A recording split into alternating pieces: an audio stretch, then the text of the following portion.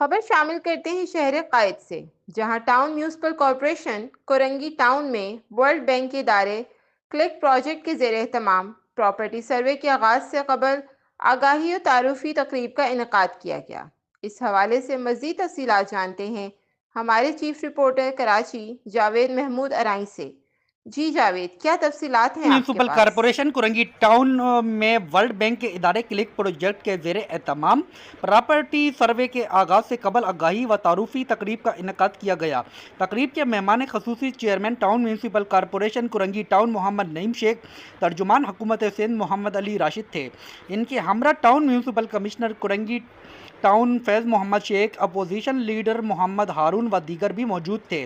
Programme کا باقاعدہ آغاز تلاوت کلام پاک سے town vice chairman Faisal Basit نے کیا۔ تقریب میں مہمان میزبانی کے فرائض شاہ رخ نے سر انجام دیے۔ کلک کی جانب سے محترمہ مدیہ مسعود نے پروجیکٹ کا تعارف کروایا اور تفصیلات سے شرکاء کو آگاہ کیا۔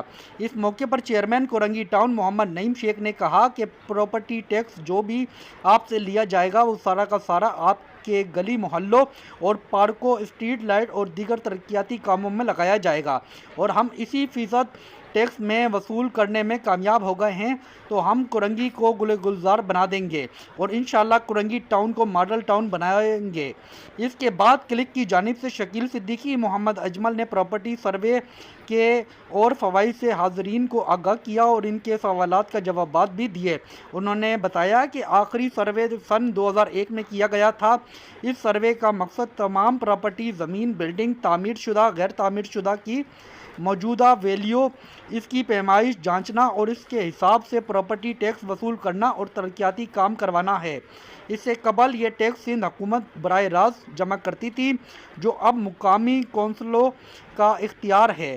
مقامی کونسلیں پراپرٹی ٹیکس جمع کیا کریں گی تاکہ وہ مضبوط ہو سکیں اور اپنے علاقے میں زیادہ سے زیادہ ترقیاتی کام کروا سکیں۔ اس موقع پر کورنگی ٹاؤن کی تمام یونین کمیٹیز کے نمائندے اور ٹی ایم سی افسران ملازمین کی بڑی تعداد موجود تھی۔